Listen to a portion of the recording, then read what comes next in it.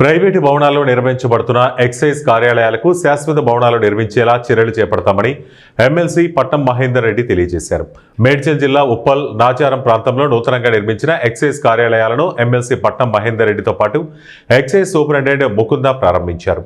మేడ్చల్ జిల్లాలో 14 ఎక్సైజ్ కార్యాలయాల భవనాలు, మేడ్చల్ జిల్లాలో 9 భవనాలను నిర్మించి త్వరలో ప్రారంభోత్సవం చేస్తామని ఎమ్మెల్సీ వివరించారు. సొంత భవనాల నిర్మాణంపై ఎక్సైజ్ శాఖ మంత్రితో చర్చిస్తారని ఆయన తెలిపారు.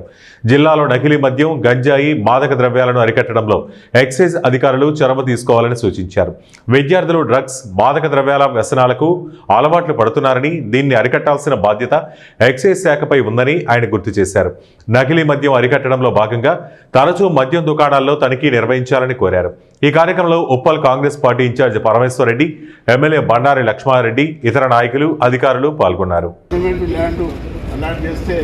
తప్పకుండా ఆఫీసులు కట్టడానికి మరి దీనికి నిధులు కావాలి కాబట్టి దీనికి ఎక్సైజ్ మినిస్టర్ భూపతి గారికి చెప్పి తప్పకుండా మా వంతు రంగారెడ్డి జిల్లా తరఫున ఎక్కడైతే మరి ల్యాండ్ ఉంటే ల్యాండ్ ఉన్న దగ్గర శాంక్షన్ చేయించి, ల్యాండ్ లేని దగ్గర ఏదైతే ల్యాండ్ కూడా అలాట్ చేసి ఇప్పుడే పరమేశ్వర్ గారు ఎమ్మెల్యే గారు చెప్పడానికి ల్యాండ్ ఉందని చెప్పేసి తప్పకుండా ల్యాండ్ కూడా అలాట్ చేయించేసి చెప్పినట్టుగా మనకు ఎక్కువ కూడా ఆదాయాన్ని ఎక్సైజ్ డిపార్ట్మెంట్ ద్వారా మన గవర్నమెంట్ వస్తుంది కాబట్టి దాంట్లో కొంచెం భవనాల వారికి అవకాశం ఉంటుంది కాబట్టి మరి సూపరింటెండెంట్ గారు చెప్పినట్టుగా తప్పకుండా మరి ఎక్సైజ్ మినిస్టర్ సీఎం దృష్టి తీసుకుపోయి చేస్తామని చెప్పుకుంటూ అన్నిటికన్నా ముఖ్యంగా ఏదైతే కల్తీ విషయంలో కూడా ఇలా విద్యార్థులు కూడా చాలా గంజాయి విషయంలో కానీ డ్రగ్స్ విషయంలో కూడా చాలా మరి అందరూ కూడా రోజు పేపర్లో ఉంటారు కాబట్టి ఇలాంటివన్నీ అరికట్టాలంటే డిపార్ట్మెంట్ కూడా చాలా ముందు రావాల్సిన అవసరం ఉన్నది.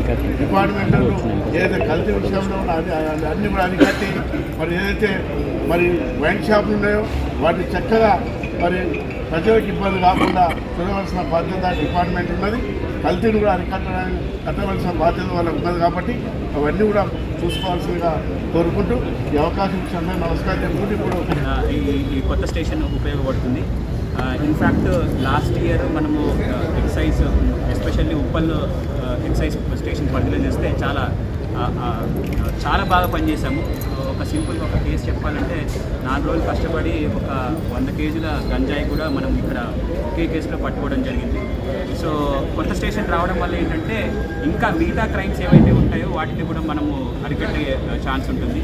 ఎందుకంటే లాస్ట్ టైం కూడా చేసాము, ఒక కేసులో మహారాష్ట్ర నుంచి వచ్చి వాళ్ళు చేశారని. కానీ అది అంత లేకపోయినా కూడా ఇండస్ట్రియల్ ఏరియాని కూడా మనం ఇంకొంచెం కాన్సన్ట్రేట్ చేయడం జరుగుతుంది. కాబట్టి గవర్నమెంట్ ఈ ప్రాబ్లమ్స్ని అండర్స్టాండ్ చేసుకొని కొత్త ఎక్సైజ్ స్టేషన్ని మళ్ళీ